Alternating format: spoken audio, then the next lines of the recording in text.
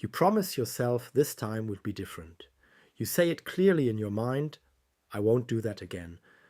But then some time passes, and somehow you end up in the same situation, the same reaction, the same regret, and you start asking, why do I keep making the same mistakes?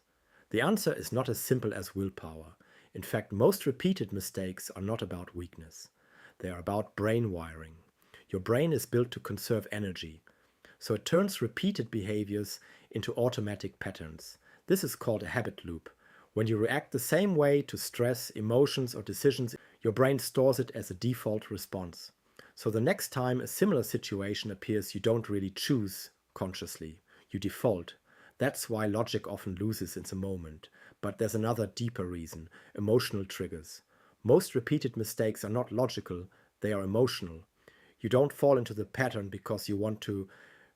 You fall into it because something inside you gets activated. Stress, loneliness, anger, fear, insecurity. In that moment, your emotional brain takes control and your thinking brain becomes quieter. So even if you know better, you don't act better. Then there's something even more powerful. This is where it gets surprising.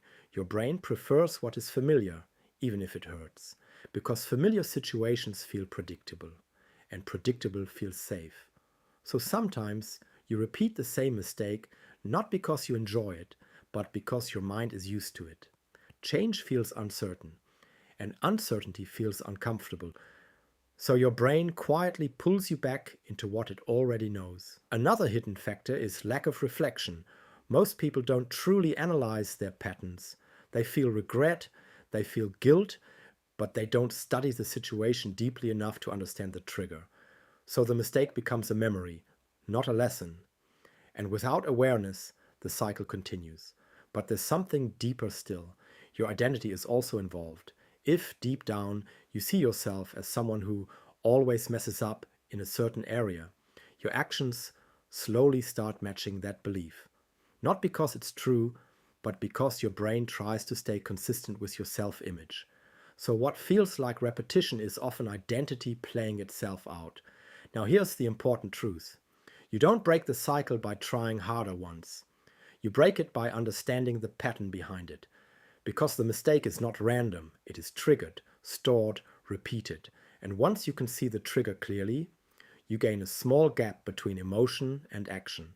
And in that gap, change becomes possible. So the real question is not, why do I keep making the same mistakes?